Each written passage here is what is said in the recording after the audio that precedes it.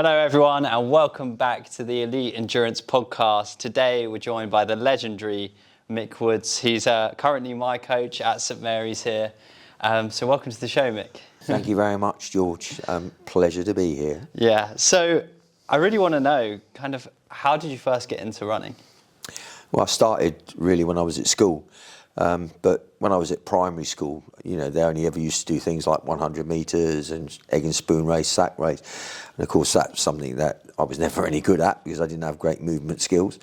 But when I went to secondary school, the PE teacher at secondary school had quite an interesting cross country.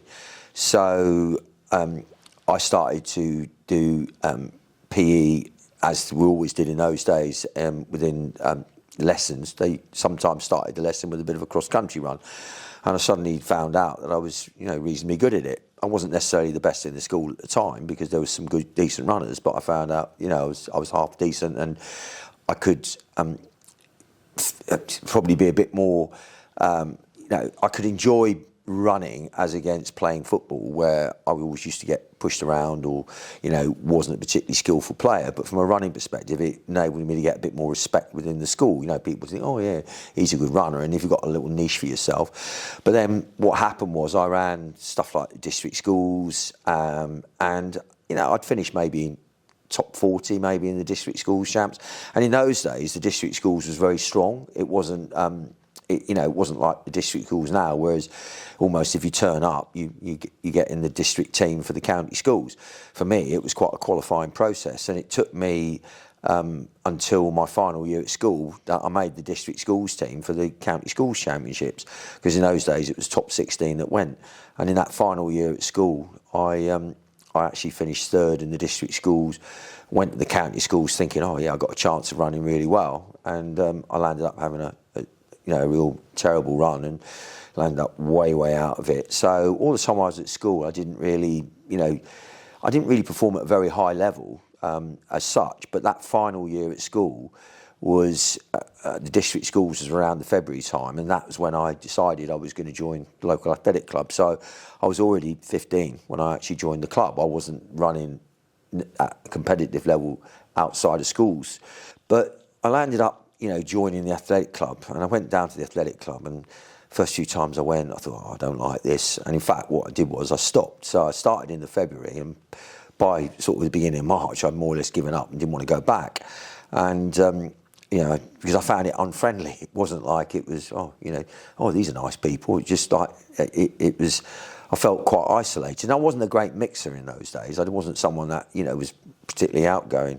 But what actually happened was, the guy who was the chairman of the club, or secretary of the club, he got hold of my my home address, and he rang my dad and sort of had a conversation with my dad about why wasn't I going down the club anymore. And he told him, he didn't find it too friendly, but he obviously had a word with a few people, and I started to go back down again. And then I probably got bitten by the bug, but I probably met the person that was my first coach was a school teacher at a local school.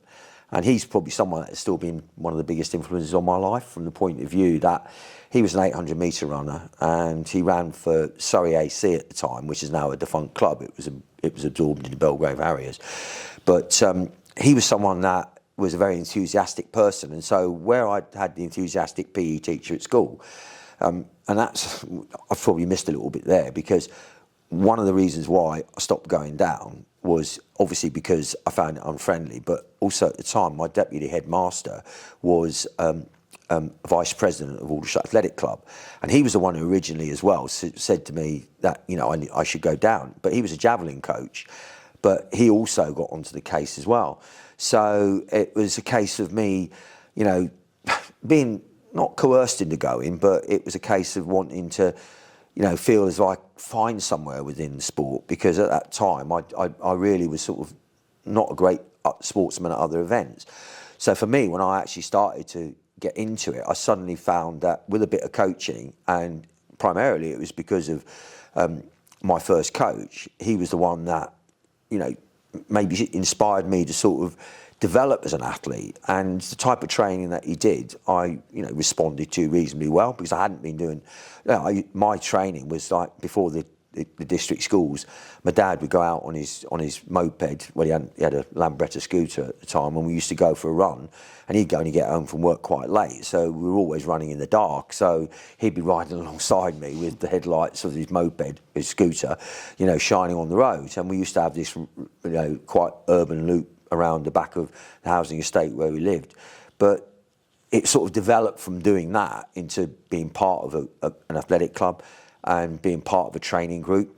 And the teacher, as I say, who was my first coach, he was a guy called Tim Carroll, and the school that he taught at, he was quite progressive, because he used to go to the Loughborough summer school for coaching, and so he had quite an in to some of the top coaches at the time, and people like John Anderson, who was he was more renowned for doing what's that program, Gladiator. On my whistle you will go.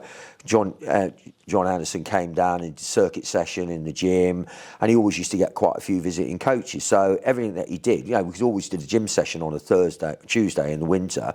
That's always what we used to do. We might do a run before it, but the gym session was like, mainly it was circuit type session. It wasn't, stuff that maybe George would do now here, but it was a bit of a beasting type session, and John Anderson was someone that used to take the session on come down maybe 2 or 3 times in a year. But that sort of got me hooked on it, because we used to do a Sunday session then, and now I still do a Sunday session at Aldershot. But back in the day, most people did either race on Saturday, long run on a Sunday, but we always used to go and do a cross country loop on a Sunday, and with some hills. And that's exactly what I still do now within my Sunday training session at Aldershot. So we do a hill session after we've done the bulk of the session as well. And I think it very much along the influences of what my very first coach had. And unfortunately for me, what actually happened was that he got a job slightly further afield. We kept in contact. He still advised me. But then eventually he moved up to Cumbria, and we probably lost a little bit of contact. And in the end, I landed up coaching myself from quite a very early age. So there were a few people that used to train with me, and whilst I had the influences of what he would have set me, I was adapting some of that myself. And so even from the age of about 18, I was still doing, a lot of stuff that I'd learned from him, but I was just taking it on and doing it myself. So you could say that, and it's probably something I regret, the fact that I didn't find myself another coach. And I can say that this is the only person that ever really, truly coached me. And for me not to have had a coach maybe from the age of 18, 19, probably impacted upon my running career in the way that I would be doing things that I wouldn't necessarily have done if I'd have been coaching someone. So the mistakes that you might make, you now realise you wouldn't make those for other people. Before I went on to doing 10-mile road races and stuff like that, one of the best races that I ever had, I still think, was national cross country. And it's the thing that, it's probably the core of my training is a lot about cross country. It's something that I love, I've got a passion for. And I did my first national cross country at Graves Park, Sheffield in 1966. It was my first experience of a really big major championship. I'd run at the South of England champs, but I was a bottom year under 17, and it was like, to me it was all new. So we went on the train up to Sheffield, as they used to have a special national cross country train from London for all the southern clubs. Used to go up on the train. It was pretty exciting when you're 17 years old, and I ran that, and I remember I finished 32nd, and I looked at the result now, and I think the number of people that beat me that day, really good athletes, people like Brendan Foster were in that race, Tony Simmons, people that went on and had, Olympic careers, and that's not the only guys. There was a really strong field, and I look at it, and I was probably only about a minute off a medal in the National Cross that year, and if I ran now, look at it now, you'd probably be looking at a lot higher finish in the under-17 national. But to me, that was what sparked my my enthusiasm for cross country, because I watched the senior race after, and it was Ron Hill and Mike Turner battling out down the finishing straight, and the pair of them finished side by side, and I think Ron won it just from Mike Turner. But Ron Hill was again one of the greatest cross country runners, marathon runners that we've probably ever produced in this country. But to me, that was a very inspirational race, because it really got me hooked on wanting to do cross country. And a year further down the line, I ran as an under 17 again in the Southern, and I actually had a really good run. I was 11th in the Southern Cross that year as an under 17. National, I ran, finished very similar sort of place as a second year under 17. But then as I progressed, because I didn't have a coach, my performances as a junior didn't quite stack up to as well as they were as under 17. So I sort of did hit a little bit of a hiatus, if you like, in the way that I thought to myself, well, what I want to do, and I decided I'd maybe want to do some road running. And so even like in those days, you couldn't run any further than 10 miles as an 18-year-old. That was the most you could run. So I ran my first 10-mile road race at 18, and it was the Reading 10-mile road race, and it was from Reading University grounds. I remember running it and running 53 minutes and thinking, oh, this is great, and it probably in 53 minutes for an 18-year-old at the time wasn't too bad a run. But and that sort of got me a little bit hooked on, road running. But, it didn't really, it didn't mean that I was developing as a road runner in the way that I should, because I still did cross country, because I still love doing cross country. And obviously I ran the national as a junior, and I didn't miss it. I always did the championship events when they come up. And then first year I ran my national as a senior. I think that was at Norwich, at Norfolk Showground. And I'll end up finishing 187th in my first national. Which probably in those days was a pretty decent run, because the people that you beat. And I remember a friend of mine who was a year older than me, he was probably my best friend within the athletic club. He finished 100th and he made the top 100. And I thought to myself, that's an amazing run to make the top 100 in the National Cross. And when you look at it, the quality and the standard of it was pretty high, because in those days, you're only ever allowed to run 9 runners, because clubs couldn't run any more than 9. Now everybody can run it, and it's open to whoever wants to do it. But back in the day, when the clubs only had 9 to run, it was always a very, very high standard race. And to me, 187th in that first national, I thought that was a really good run. So cross country for me has obviously been the backbone of whatever I was going to do. And even though I wanted to go road running in those days was more of a summer event than cross country always took its place in the winter. So the seasons then were pretty much defined. And even, marathons were summer marathons. You didn't have the glut of, races that you have now. So, yeah, that's how I got into running, how it all started. Wow, that's quite a long story already. But one thing that you touched on is you were talking about your friends in running and stuff. And I was looking up kind of stories about you and stuff, and you posted on Facebook about one of your friends that's unfortunately not with us anymore, who used to be like, you called him your alarm clock. You get up at 6 o'clock in the morning. I presume that was obviously when you were working, and because you haven't been a coach all your life. No. So can you talk about that? I think his name was Dave, wasn't it? Yeah, that's the person who finished 100th in the National that year. And he was the guy that eventually, when I started to get to know people at the club, he was the guy that sort of more or less not took me under his wing, but sort of befriended me, if you like. And he only lived like a mile away from me. He lived in the next village from the back of the housing estate that I lived in. So for him, he'd get up and he was always someone who'd be on time. He'd get up in the morning, but he was the guy I'd cycle to training with on a Sunday when we went to training. And as I've already said, we always, even in the summer, we would do track sessions on a Sunday. So, we didn't do long runs on a Sunday. We were doing 3 speed sessions a week virtually. And so Dave, because we both were apprentices, and back in the day we didn't go to university, so we both had apprenticeships in engineering. And he worked for, he was a machinist, machine operator. I was a sheet metal worker welder. and we both had apprentices at different companies, but because we always started at 7:30 in the morning, you had to be at work 7:30 in the morning in those days. It was a case of a very early morning run, and it would be 6 o'clock in the morning that he'd be banging on my door, and he would be, as you say, the alarm clock. But my mum would always be trying to, because I'm not a great person at necessarily getting up in the morning. She'd be always saying, you got to get up, Mick. Dave will be here soon. Mick, you got to get up soon. Dave's going to be here. And then it would be, Mick, Dave's here.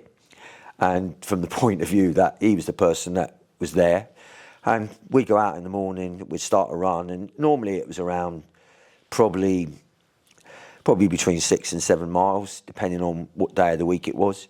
But it involved quite a long hill, and my mate Dave was very good at running hills, and so it would always be a case of, all of a sudden the blue touch paper would be lit and he'd be off up the hill, and I think so, oh God, I can't run this quick in the morning.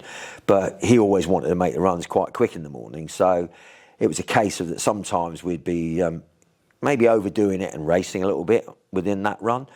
And there'd be times when we'd be coming down Aldershot High, because when you come down Aldershot High Street at 6:45 in the morning, you'd be seeing people that you'd see every day. Like there'd be the postman, or there'd be the milkman, or there'd be a guy going to work, and they would always sort of say hi. There was something going on like that.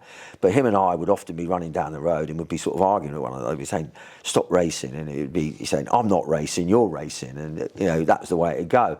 And it must have been quite amusing for the people that would be hearing him and I belting the hell out of each other on a run, and we'd be going, "You're racing, no, I'm not, you are," and that was the way it was. But Dave, he was a unique guy, and I miss him because he died early in life in a way, and I had posted about Dave, and it was quite because he was such a unique character, and he was well known within the sport, but he was one of these guys that would always he'd never make things easy for anybody. He'd always run hard, and he was the sort of guy that Andy Norman, who used to organise all the big meetings at Crystal Palace. He also organised the South of England meetings and the BMC type meetings. And in those days, they didn't employ a pacemaker. Someone would get nominated to be pacemaker, but Dave was someone that would always be happy enough to be the pacemaker, because Andy Norman never had to designate a pacemaker when Dave was in the race, because he'd take it on anyway. And he was one of those front runners that would, and I'd go to him afterwards, "Why did you do that at the race?" He said, "I knew I wasn't going to win it, but I was going to make it hard for everyone else." And that was what he always said. So the philosophies that he had are something that you can see in some runners now that, go out hard in races and do that. But he was just someone that loved to get out in front and run races hard. But from my perspective, even, when I was doing marathon training in later years, and he wasn't that fit, he'd come out for a 2.5 hour run, and God knows how he managed to get around 2.5 hours when he wasn't in the shape that he did, but because he was one of those nitty-gritty characters that would just get on it and do it. But he was a big inspiration in lots of ways. He was someone that because it was him and I that were coached by Tim, the guy who was our first coach, and it was him and I that actually then landed up doing the coaching for other people within the group, and that's how it progressed. But at that time, I wouldn't have called myself a coach anyway, because, coaching happened a lot later down the line. It was just a case of people would join in and train with me. I might be setting my own training, but they'd just join in and train with me.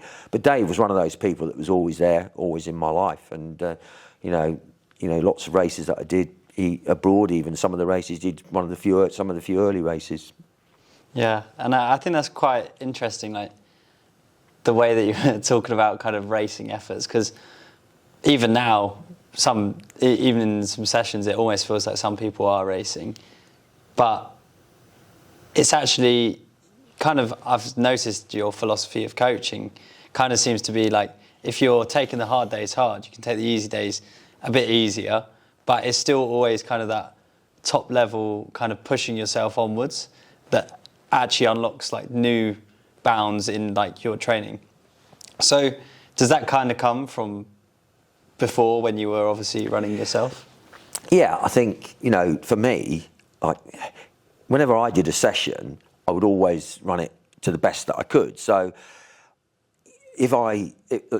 back in those days, we used to train on a 300-metre grass track at the school where my coach worked. And the 300-metre grass track, we used to do 800-metre reps on this. And he might set me 4 by 800 metres back then. And if I was doing 4 by 800 metres, my PB at the time was probably only somewhere around about, 212 or 213 back in the early days. But I'd go out and run 215, 216 and then try and run the whole lot at that sort of pace.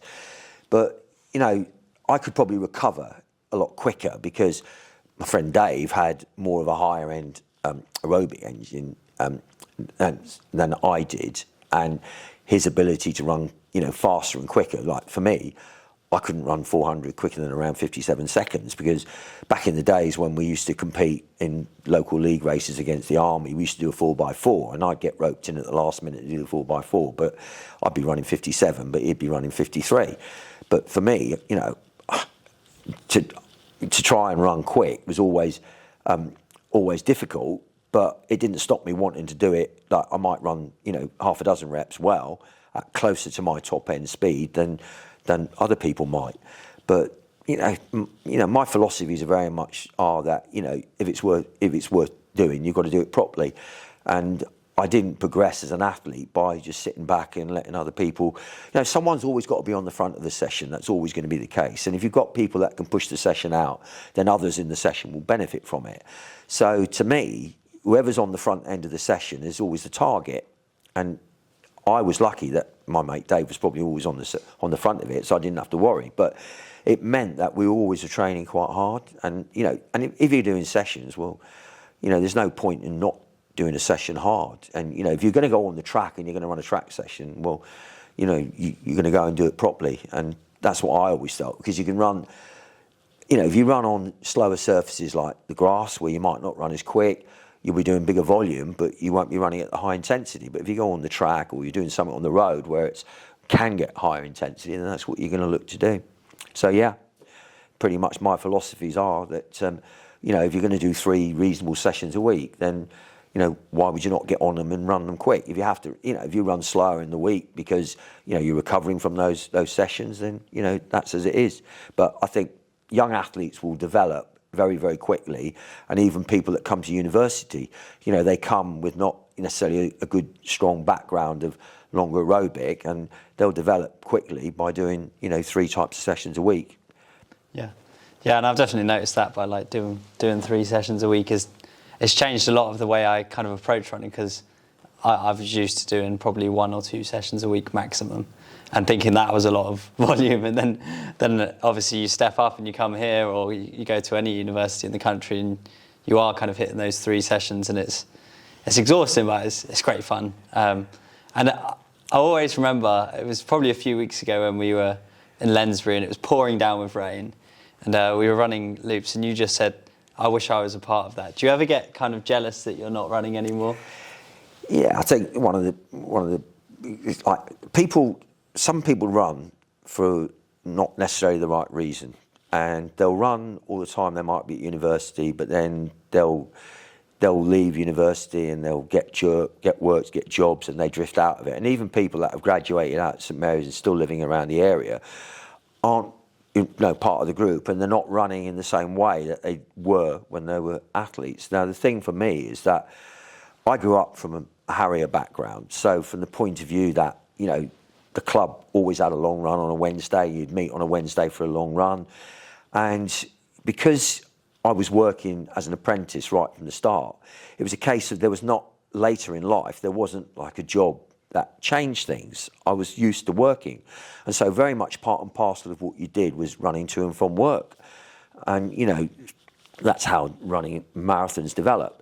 But even when I was young, I would go out and run to work some of the days when I wasn't doing the run in the morning. So probably I was running twice a day. Even when I was 17, 18, I was running twice a day on some days. Not necessarily all high intensity, but, I would be running more. But to me, I love running. And, there's nothing better. Like for me, when I was training for marathons, going out and running for 2.5 hours, 3 hours, people would go, oh, you run for 2 hours? You run for 3 hours? But, that wasn't difficult. To me, I just enjoyed running and going out with people, and the Sunday run wasn't always as focused as some of the rep sessions, from the point of view that you go out on a Sunday run and you talk about, sport, what had gone on the day previous in the football, the cricket, or whatever it was. You talk about that. So the time that you were talking with people and running with people would go relatively quickly. Sometimes at the end of the run, there was always a bit of the blue touch paper being lit, and it would get a little bit quicker. And, it would not become uncomfortable, but the talking would stop less. But to me, I always enjoyed, running. It's great to get out and be out in the countryside running. I loved running over the hills, and that was the thing that I enjoyed. So when I said that to you, I really miss not being able to run. But when you get to my age, that becomes more difficult, because when you've got a lot of miles in your legs, your body gives out a little bit. And not that I'm, I can't jog across the field. I can if it comes to it. But, I've lost any appetite I might have had to go and run. Isn't about the fact that I don't want to do it. It's a case of that the body probably doesn't allow you to do it anymore. But, I do miss it. I love running. And, probably the only way that I get going out on the bike, when I'm on the bike with the group, gives me a lot more of a focus. And I enjoy actually getting out on the bike and doing it, because whilst it's not the same as running, you're actually being part of the session. So it actually means that you feel more part of it. Whereas if I'm watching the session and I'm just encouraging people, you don't get the same buzz about it. And you do, because you get the buzz about seeing other people run well, but you'd like to think to yourself, oh God, I'd like to be out there doing it. What kind of moved you into coaching? And before that, obviously you ran a lot of marathons, and I think you've competed in over 70 in your lifetime, and you ended up running 2012 that's your PB for the marathon. So can you just talk about the marathon to start off with, and how you kind of moved into that? Obviously you talked about it just kind of ended up being a natural progression because you were running more, going to and from work and stuff. How did you juggle that with working? Obviously, you were working quite a demanding job. You used to train in the morning with Dave's, and then obviously in the afternoon you're probably running home from work as well. Obviously, the marathon's such a massive, demanding kind of race.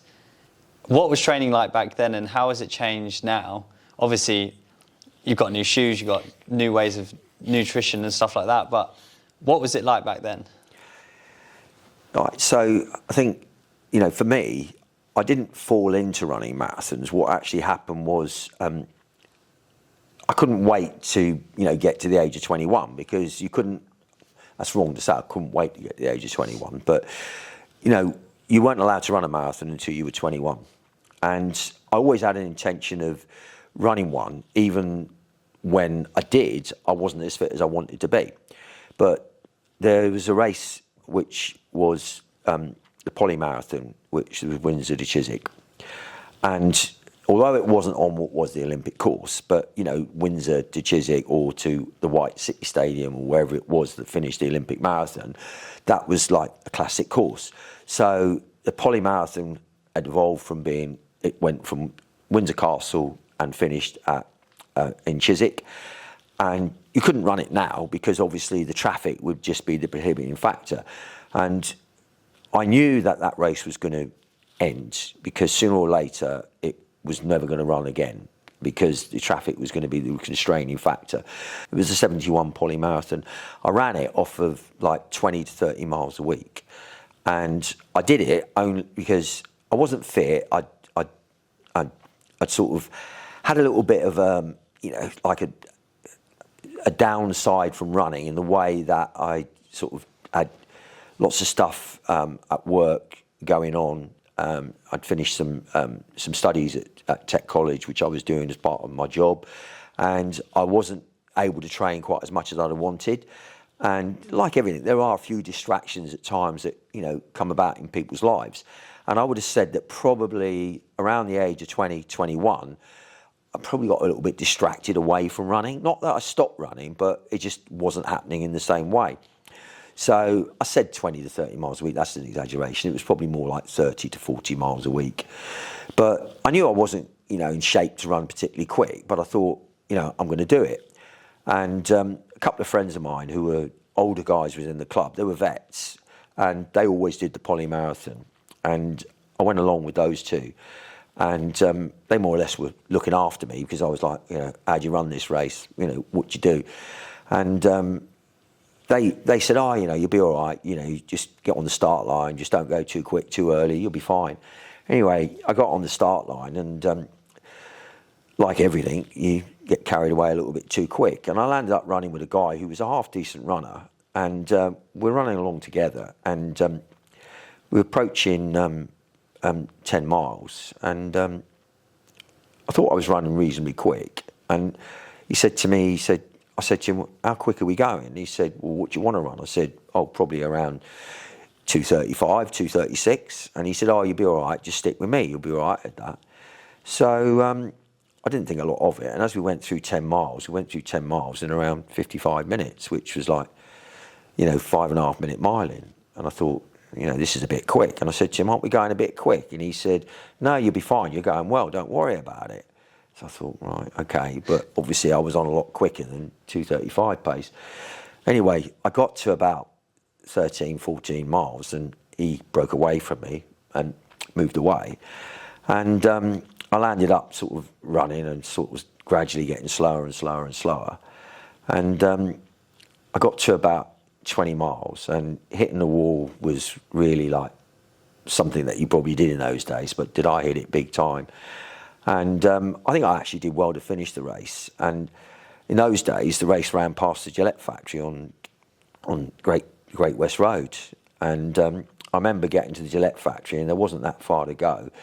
And I wasn't running particularly quick, and it was just like people were coming by me, and it was really getting a bit of a mission. And I landed up just about making it to the finish, and I remember collapsing onto the grass after I got to the finish. And the guy who I was running with actually come and found me, and he just said to me, he said, I'm sorry about that. He said, but you were going so well, I thought you were going to run a quick time. And I said, yeah, but, it's not your fault. Obviously, I went too quick. And the guys that I went with, they still finished behind me anyway, because they were vets, and they probably ran about 2:50 or something like that. And, I landed up being violently ill after the race, which often happened in marathons because, you get a lot of, bile that creates in your stomach. And, for me, that was something that if I ran a hard race, that, I would get sick at the end of races. And, I landed up, not being too good after. And the two guys, the older guys, looked after me. But that was my very first experience of running a marathon. And then what actually happened was I started to run well on the country again. And I landed up, getting quite fit. And I used to do a lot of running with, Bernie Field, who at the time was... he'd been a top junior, but he was also someone that won the National Cross. And it was Christmas time in 70... It would have been Christmas time, 72. And I was starting to run quite well. So it was after I'd run the marathon. And we went out on a run. And I landed up injuring my foot. And it was because, it was a lot of rain, and my foot softened, and I landed up hitting a stone, and I landed up getting plantar fasciitis issue, which obviously quite a bit about now. But what happened then was that the plantar fasciitis issue was something that dragged on because I kept trying to run on it, as you do, and I wanted to make the team for the National Cross, and so this was 1973. Obviously, National was in March. I wanted to make the team, so I kept trying to run on it. And what actually happened was I landed up just making it worse, not making the team for the National Cross. And I landed up having a prolonged injury that went on until September before I finally got rid of it. And it was only because I went and saw a chiropody guy who actually had a good knowledge about bone structure. And, he fixed me up, put some padding in the right place and ran on it, and it got better. But by the time I started to run again, I was like a couple of stone overweight, wasn't particularly fit. And I landed up, even in the first couple of weeks I was back, I landed up running a cross-country relay up on Epsom racecourse, and it was the Epsom 6-man cross-country relay, and I landed up running in the all-shot D team because we had 23 people, and I landed up running and making the 24th, so we closed 4 teams. And I landed up running the slowest of anybody on the day by a good margin, but I was way overweight, and I had to make some sort of resolution, and what I wanted to do was to get back. So this was in September 73, and I landed up thinking, well, what am I going to do? So I decided that I was going to, run another marathon. So I landed up running the 3A's Championships in 74. It was at the Michelin Marathon, which was in Stoke-on-Trent. And by now I'd finished my apprenticeship and I was working for Shell Research Laboratories at Egham. So I was doing quite a lot of training up in Windsor Great Park. I used to go out with a few friends up onto Windsor Great Park, and every lunchtime that's what we were doing.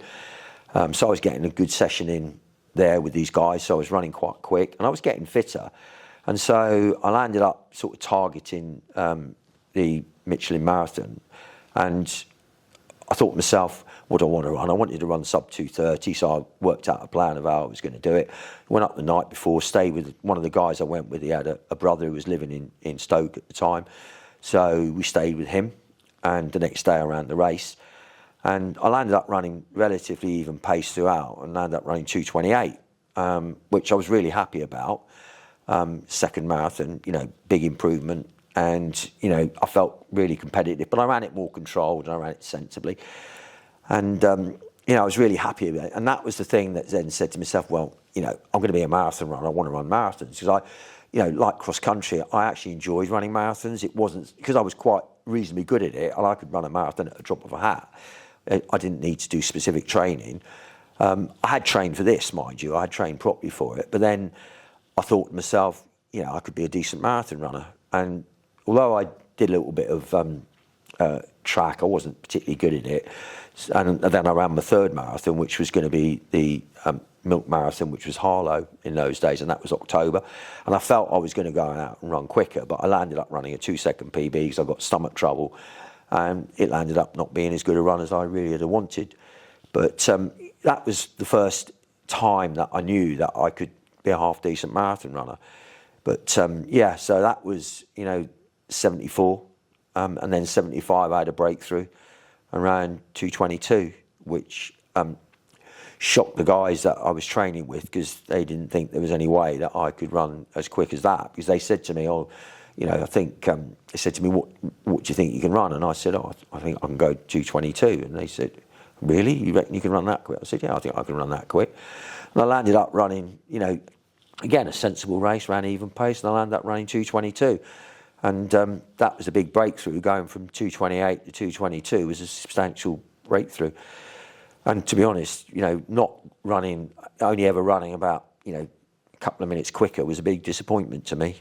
But, that was marathon running. You didn't, they were in the summer, and some of my best marathons were, in the summer months. I landed up running the Poly Marathon again. Probably it had already changed by then to in and around Windsor. Started at Windsor Castle, but there, it was in the middle of the summer, and tarmac was actually melting on the road, and I went and ran 2:21. And I'm sure that some of those marathons in the summer were the races that I was running closer to my PB than the other people in the race. Because that day, when I ran that 2:21 in the Poly, I was beaten by 3 guys who'd run for GB. Ron Hill, in fact, was only less than a couple of minutes in front of me, and he was, 8-9 minutes outside his PB, whereas I was only seconds outside mine at the time, because I hadn't run 2:20.12 at that point. So to me, I was one of those guys that could run in adverse conditions. And so running a marathon when it was hot, was something that impacted upon me less than probably other people. And I didn't mind running in hot conditions. And, to me, it was as it was. You just got on and you did it. And I just think I had sort of... I was always someone that ran well when it was maybe adverse conditions, and maybe it impacted upon other people more. But then maybe that was a bit of me being sort of quite... I was quite tough, I think, when it came to running marathons. I never dropped out of a marathon in my life. And all of them that I ran, I can say I probably had positive experience of every single one, even the ones that I ran slower, like even the first one, it was a positive experience. Probably the worst experience was my very last one, which was London, 93 or 4, and again I ran it off a little miles, and I ended up running about 3:13 and struggling because I went through too quick. Bit like the first one, went too quick. Probably looking to run somewhere around 2:45, 2:50, but it was too fast, and I ended up falling in a massive heap and struggling the last 5 or 6 miles again. But the first and the last were probably the worst of the lot. But there's still positives from them. Yeah, your last one and your first one sounds just like my first one. That went off too hard, kind of did it relatively off, not much mileage, trained myself. I think I went through halfway at basically on for I think I went through it in 120. So I was and I felt good going through at 120, and I thought, you know what, I could do 240, 250, something like that. Got to, must have been 35k, and just absolutely hit the wall. Took me half an hour to finish the last 7, sorry. And managed to kind of put something together, and I think it was 3:18 in the end. But it makes me want to, talking to you about marathons, it definitely makes me want to try another one soon. Well, I think, to me, marathons enabled me to go. Before I actually went to events as a team coach, I was able to run marathons all over the world. I ran in Hong Kong, I ran Penang, and again, Penang was in very adverse conditions. But again, the times were slow, as you can imagine when you're running in 100% humidity. But again, I wouldn't have gone, I don't want to run it, because I remember when I got asked to go to Penang by Irish Athletics, they had an invite for an athlete to go, and they asked me, did I want to go? So I went, and it was literally, it was last minute, it was in September, and I was actually on a training course because I was now working for BT now. And I remember my wife ringing me up and telling me that Irish Athletics had been in contact and said, did I want to run a marathon in Penang? And I said, that's in the Far East or the Middle East. And she's Far East, I said, and she said, yeah. I said, yeah, tell them I want to go. So, but at the time, my passport had gone out of date, so I had to rush to get a renewal passport because I was on a flight on the Monday out to Hong Kong, and then Hong Kong to Penang. But, I just loved, going to those races and the travelling and everything that went with it. And I was lucky to run 2 Penang marathons and 2 Hong Kong marathons and run well on each occasion. And I met a lot of, very, very, nice people, interesting people from Australia and New Zealand and other parts of the world. So to me, that was my first real, exposure to going to races. I'd been abroad on mountain races before that, but, this was 81, 82, and to start going to races like that was a whole new experience, and one that I really enjoyed. It didn't matter if it wasn't a fast course. I just enjoyed going and doing it, and it's the conditions you deal with. So, but yeah, it was good.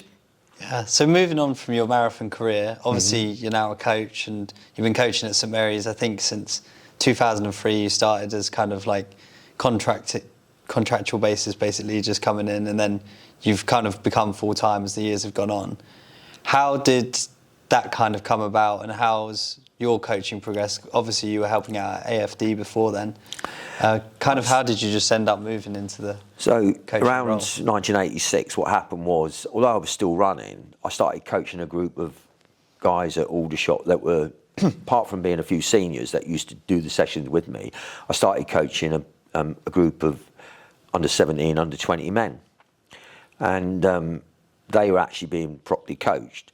So 1986, I went down the route of getting my coaching licence because I didn't want to coach these guys and not be qualified to do it.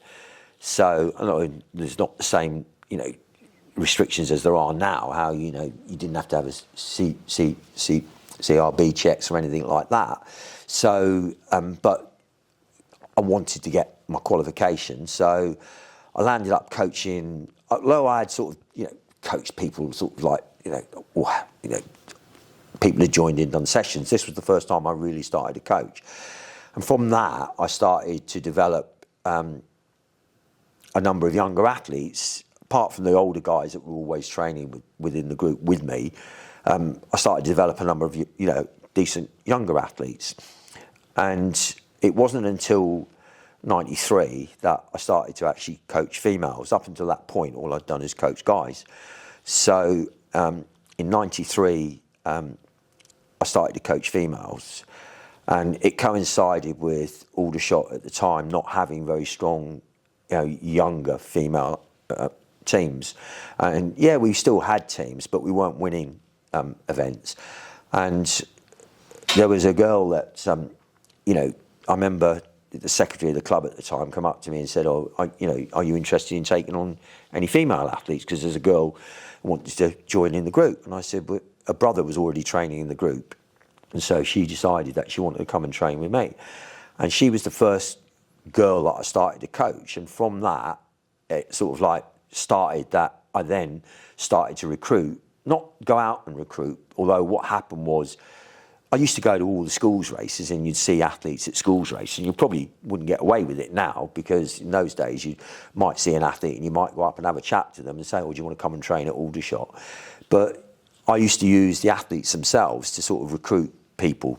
So if I went to a race and saw, kids that were running well, then I'd get, one of the girls or one of the boys to go and say, they're not running for a club, get them to come and run at Aldershot. So they'd either, come and run at Aldershot, come and speak to me, and then they'd land up coming down the club.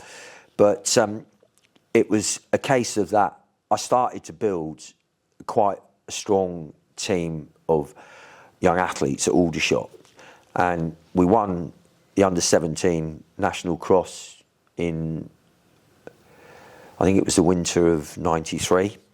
It was the last time the national cross was staged as two separate events. Men and women were separate. The men's was in South Shields on the Saturday, and the women's was actually in Blackburn on the Sunday.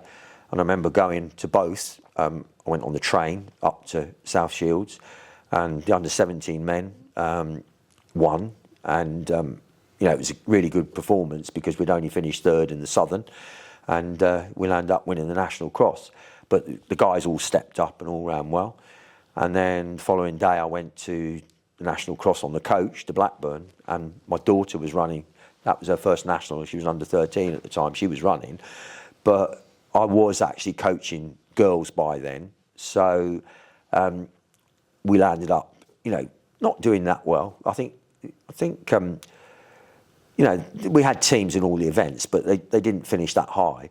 But then 2 years later, the under-15 girls won the national cross. And that was a team that was, one of the things that inspired me with the coaching was, at the time, Bedford AC used to win everything. And I always wanted to produce a team that was going to beat Bedford. So there was an under-13 girls trophy. Only had one name on it. It was Bedford's Southern under-13 girls trophy. And I just thought to myself, I want to be able to, produce a team that's going to win the Southern Cross. And then, because the guy who was coaching at Bedford at the time, Alex Stanton, was, a good coach. He coached Paula Radcliffe. And, they always produced loads of girls to run well. And I was wanting to build teams that were going to do that as well as that. And the year we first won as under-15s, I think it was at Havant, and we landed up beating Shaftesbury, who were a very strong team at the time. And we beat them by not a great deal of points, but again, it was an ambition to do that. So I then started to produce teams year on that were winning the Southern, winning the National. And if you look at the record, over the years, even our junior men have won the National Cross since, 2000, and they've won it so many times and not been out of the top three. And it's a case of always producing a team that was going to follow on, if you like. And that was what I used to do. And the ambition was to actually produce a team that, because Aldershot had won the National Cross at senior level in the 80s, we'd won it 83, 84, 85. I wanted to produce a female team that was going to win the National Cross, and also to have an impact on a men's team that was going to win the National Cross. And people that, you know, were going to transition into that senior women's team, like Sir Steph, we then went on and won the Women's National Cross. And a lot of what I did was, you know, responsible for that actually happening. And the same happened with, you know, the men's team as well. You know, we won the National Cross again after about a 20-year gap. We went and won it again. And a lot of the people that were in that team, you know, some of them come out of being at St Mary's as well. And, you know, some of them came directly from the club background. But it was a case of that, you know, I wanted to produce those teams. So that's why I really started to, I was still running up until, because I was in the winning vets team at cross country at 89, 90, 91. So 3 years on the trot in the national vets winning team in the road relays. But I didn't really want to run. I stopped really running seriously in 93, and that was it. As far as I was concerned, I wanted to coach. So I gave up vets running because it didn't interest me. It wasn't something I particularly wanted to do. And coaching was, and I'd like to think that what's happened was that I've become a better coach than I ever was athlete, because, you know, I've produced a lot of people. But what actually came about was that because I was producing athletes to start to make GB teams, and, you know, I coached Chris Thompson from a young age. I coached him when he was 12, 13 years old. And he won a medal in the European Cross in Malmo. I think he was second. And I was coaching a girl called Louise Damon at the time who ran for Bournemouth, but was also at Loughborough, as Chris was. And there were a few guys who were in around Loughborough at the time that were doing the sessions with Tomo.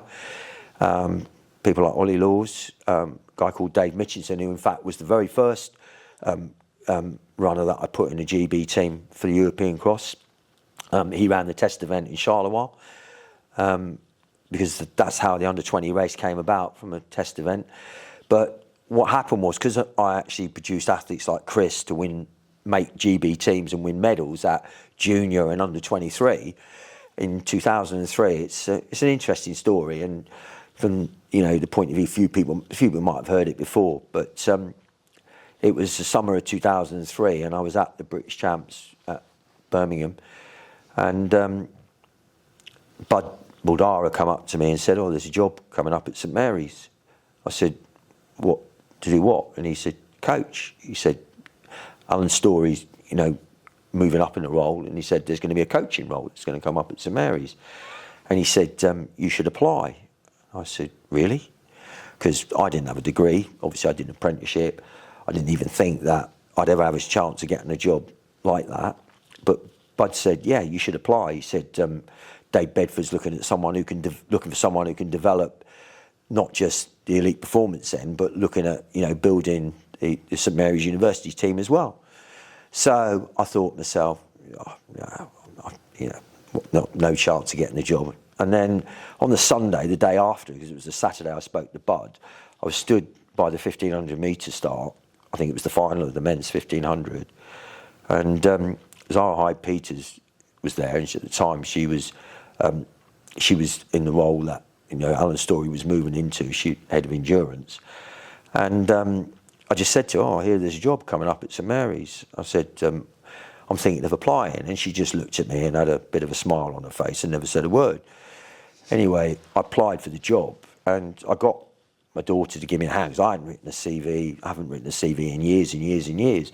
And at the time I was working for BT, and as a telephone engineer, so I was used to climbing poles, being out in all weathers. But I landed up, you know, my daughter helped me do the CV, and she told my wife, "Well, he's never going to get this job. I don't know why he's applying." But then when she looked at the job description, and I started to answer all the questions and, you know, tick all the boxes, she said, "Oh, the only thing he hasn't got is a degree. Maybe he might have a chance." Anyway, Bud actually wrote a reference for me, and I've still got that reference at home to this day. And I think, you know, Bud obviously was a strong influence on that. And, Bud is someone that, he's been a great coach over the years, and, he's someone that I had quite a heavily involvement with across that period. And he was, because I knew Bud when he was an athlete, when he ran for Reading. And so I'd known him a long time. And I think he was probably very instrumental in the fact that I got the role. And probably without him, I wouldn't have got the role. A couple of weekends ago, we had the Brussels European Cross Country Championships, and the last time that it was held, you had a number of athletes. I think it was 3 athletes in the race, and also I think 6 of them came in the top 10 in that race. 1, 2, 3, 4, 5, 6. Like 20 women. Exactly. So, can you just 2008. Yeah, exactly, in 2008. So, can you just talk us through that? I know you had Steph Twirl, Charlotte Purdue, and was it Emma Pallant as well? That you coached them personally yourself. You obviously went out there to that one, and then you went out to this one most recently. So, can you talk us through what it was like coaching back then, and how it's kind of changed now, and just also the race? And right. So obviously, when I came to St Mary's in 2003, part and parcel of being here was that you got to start doing and being employed by UKA, was that you got team staff roles. And so whilst I had athletes that had made the European Cross and the World Cross prior to 2003, when I came here in 2003, there was an athlete called Matt Ashton who, when I came, he was one of those that I was going to coach, from the point of view that, Alan Story, who was here as well at the time, wasn't actually coaching. He was coaching Mo, but he wasn't coaching the cohort. So I started coaching Matt. And one of the things that I said to him was, do you want to make the team for the Euro Cross? And he said to me, what do you mean, Euro Cross? He said, I can't make that. And I said to him, yeah, you can. I said, if you do the training, you've got enough talent and ability. I said, it's just a case of doing the hard work. And Matt made the team for the European Cross. So that was 2003, and he ran in Edinburgh, having finished 6th in the trial. And, he had a decent run. But he was the very first athlete from St Mary's that I put in the team. So there was a lot of athletes from St Mary's that went on and made European Cross, because part and parcel of, what I was doing here was to develop those people into making GB teams, whereas I'd done it at Aldershot, and athletes that weren't necessarily Aldershot but were at Loughborough, I actually then started to put people from St Mary's into those teams. So the very first European Cross, I wasn't team coach in 2003, but my very first team coach staff duties was in 2004 in Heringsdorf. And there was a St Mary's girl made that team, Jenny Pereira. And for me, being part of the team coaching staff, it was really an exciting thing to do. And obviously in the past I'd been to World Crosses and European Crosses as an individual coach, spectator, and enjoyed those. But being part of the team staff and being, it's exciting. It still doesn't change anything. It's exciting for athletes, but it's also exciting for the coaches. And to me, it was again, a dream come true to do that. So 2004, Jenny Pereira ran. And then the following year, 2005, the race was in Tilburg, and there were St Mary's athletes that made that team, including Steph, and she was in her first European Cross, and she landed up finishing 7th or 8th, I think, in that European Cross. And Andy Vernon ran in the junior men's race, and again, I was junior men's team manager that year, having been junior men's team manager the previous year. So that then led on to Steph, start of Steph's cycle of winning 3 races on the trot, 3 European Crosses on the trot, because, as I say, she'd been 7th or 8th in Tilburg, and then 2006 in Saint Georges she won, and she beat Grovdal, who's gone on and won 3 senior titles and won in Brussels this year, and she beat Grovdal in Saint Georges, and then the following year in Toro, Steph won again. And then the 3rd year she won was in Brussels. And of course, that's now become quite, a significant race, because what GB achieved that day was something that probably will never ever get done again by any country, because at the time GB were, winning the junior women's race, and I was coaching 3 people that made that team. Steph, Charlie Purdue, and Emma Pallant. And the race was first race up, and they landed up finishing.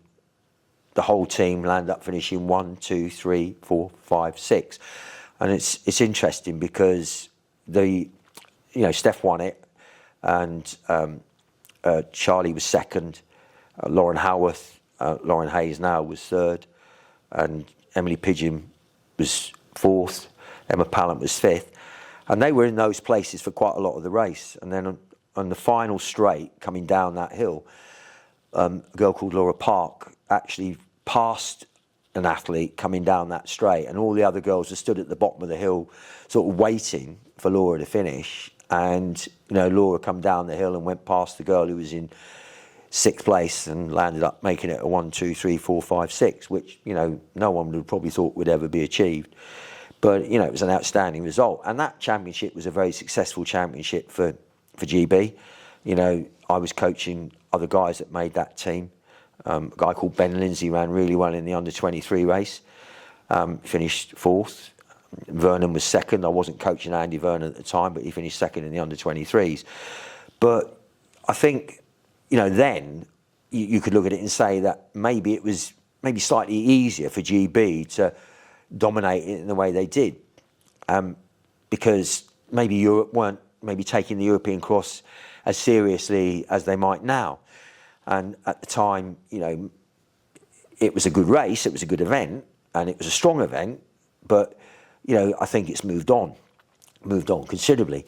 Now, obviously, we move on 10 years. How many years is it? 2003, so it's moved on 15 years. Yeah. So European Cross is back in Brussels this year, and again, I was team coach this time for the under-23 men. And the second year I was team coach for the under-23 men, and it was actually, out of all the editions, it's my 17th time that I've been a team coach at the European Cross. Only twice over those years since 2004 have I not been a team coach, and that was in one of them was in Santry and the other one was in Toro, and so for me to be team coach, it's always been something that has been massively inspirational, being part of it, being around a lot of successful athletes over the years, and being able to influence a lot on those performances. And this year, again, GB's success is obviously still there. They win medals in every single event except for the senior men's race, and that was unfortunate because Hugo had a great run and just narrowly lost out on winning a medal. And obviously the team, weren't far off a medal as well. But what's happened over the years is that European athletics have changed the scoring system to make it 3 to count, which in some ways favours the other countries in Europe. And you could look at it and say that we still have been able to dominate over those years, but the course in Brussels was exactly the same as it was back in 2008. It was no different. It was probably not quite as muddy in 2008. It was probably more muddy this time. But it's funny because I've run on that course myself. In '91 I ran as a vet on that course. I was South of England team manager at the time, and there wasn't a blade of grass on it. It was just like it was this year. It was as muddy as hell. And to be honest, I hated every minute of it. And so I know how hard it was for those guys that were running. And, there were athletes there that, were, clearly everyone gives of their best, but the conditions were testing, to say the least. And even, good athletes were, finding it tough, as that proved in the senior men's race. Some of the people that you thought might have been a bit higher from other countries landed up sort of, struggling even in that race. And the conditions are a great leveller, and that's always the case. But, cross country, for me, it's like, I think it's at European level, it has moved on. It's much more difficult to, win those medals at European Cross. And GB team is still managing to be as successful now as it was then, back in those years. So I feel that that's a lot to do with the team spirit that goes around GB teams, because there's always a buzz about it. And for me, being under 23 men's team manager last year and this year, that's a very strong team. The guys in that race are, really good athletes, but they're a great bunch of guys to be around. You can't help but, think that, they're going to do well because they're focused on what they want to do. And, there's people running cross country that, they may not run cross country in the future. People like Matt Stonier may not do cross country, but, he's a very good cross country runner. And that team performance by the under 23 men at the weekend, it wasn't emulating the 1, 2, 3, 4, 5, 6, but at one point I thought we might have had a chance of 1, 2, 3, because Rory was up there before he got a bit of an injury. But with Will finishing first and Matt finishing third, again, that was a great performance.